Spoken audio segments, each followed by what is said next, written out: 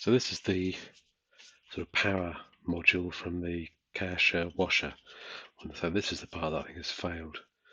There's the mains cable comes in here and an earth connection, and this is the motor capacitor for the induction motor, squirrel cage induction motor. There's three connections here to the motor, which just plug this just sort of plugs straight in, which has got a neat way of doing it. But so this has got catches on it, which should be relatively easy to get off. Just clips. Famous last words. So I'm inclined just to cut these off. I'm not going to use this again, rather than mess around. I have taken this apart before, but I can't remember what I did. I managed to get it going for another 5 years, in fact. But so what I did, I can't remember.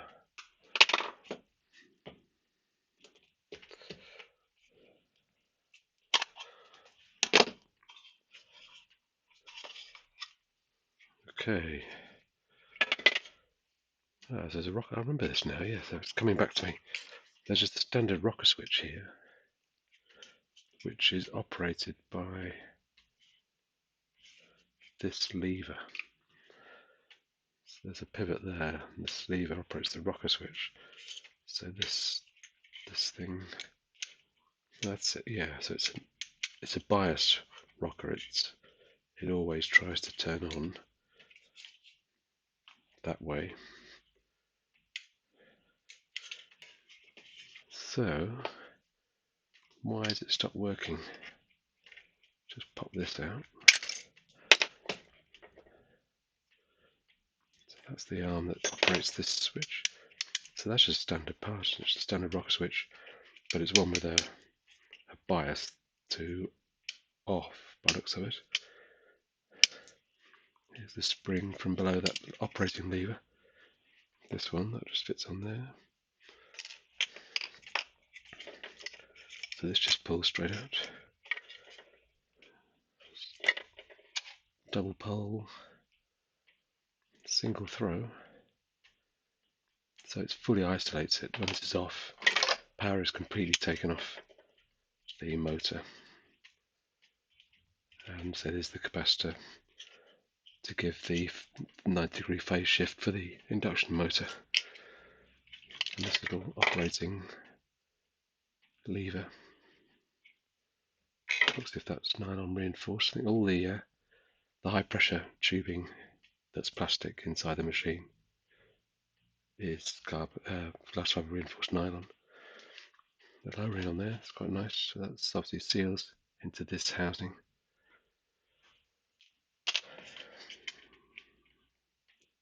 So if this is fired up, as water flow is available, then it puts power onto this black and red onto the capacitor on one side and onto the other two connections here. So you've got two live and neutral direct from the mains and one via the capacitor to give you that phase shift. So yeah, quite neat. There's valves for the pump. I just spring-loaded poppet valves. Again, nylon in a plastic housing.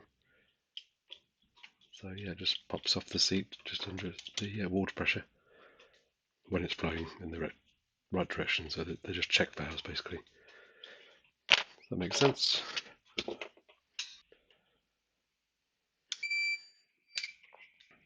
Okay, so I'm wrong. When that this lever, was idle, it's actually holding the power off the motor. No, sorry, it's holding the power on the motor. Once it's released, it switches off. So on, off. So yeah, this lever here, which went that way around. Yeah, it holds that switch down, so it's holding power on, but it does self-cancel off. Okay, so let's pull this off now. This momentary switch could be useful or something. Can't think what, but it is a very jelly bean part. Would fit into a standard hole. So this, let's get these out of the way. So that was there, and is sprung loaded to hold the switch on. So this lever, operated by this,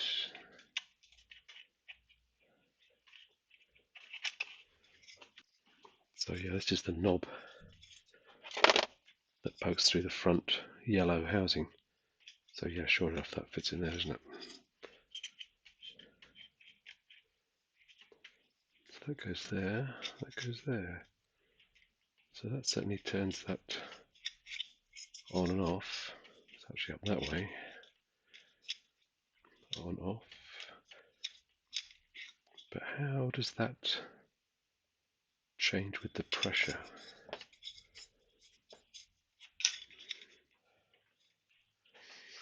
Okay, I think I've sussed this out. There is a valve in here which I've taken to bits.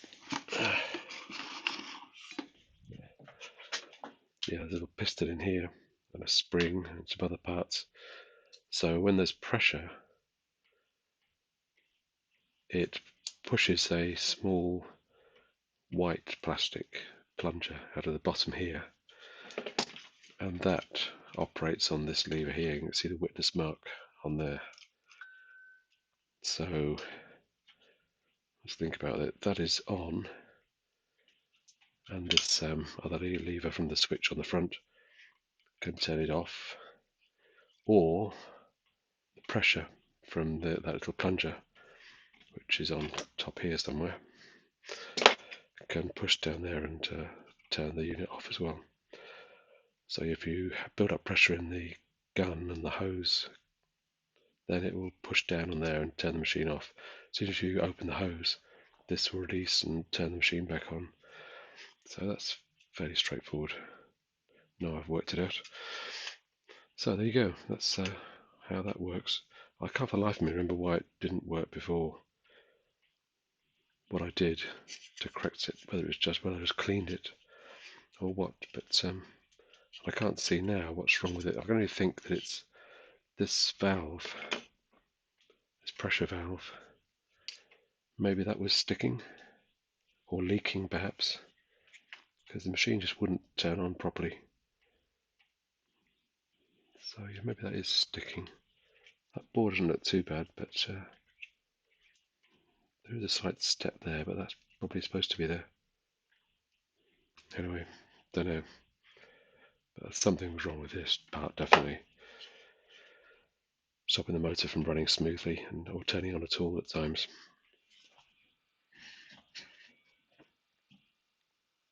Having thought about this overnight, I can only think that it's this switch that's at fault, because the machine was not coming on fully, as it were. It seemed to be sort of low powered. So I'm wondering whether there's a problem inside this switch. So I'm going to take it apart. See the state of the contacts.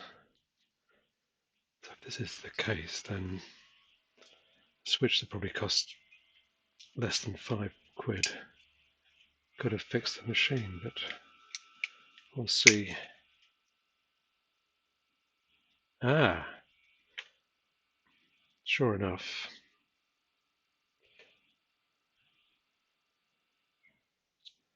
If you can see that, but this contact,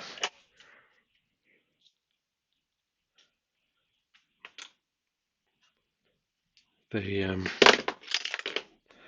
contact that's riveted onto the end of that leaf has burnt off. I'm sure there's all that black carbon on there, and the big scorch marks in here. There's the other contact. Should have a little pip on it. This one's okay, although that's quite heat effective by the looks of it. You can still see the little contacts on the end, whereas this one has just gone.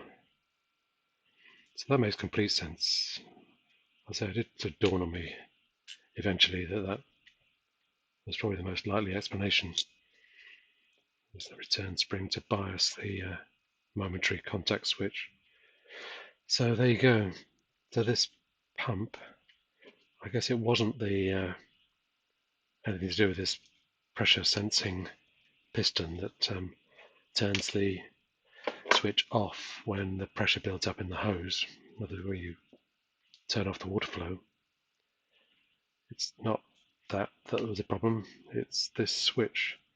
So yeah, in hindsight, I should have just bought one of these, I guess. Oh well, that's if you've got one of these machines and you have a similar problem with the power won't turn on properly and it's intermittent, pump running slowly, then maybe this is the answer. Check this switch.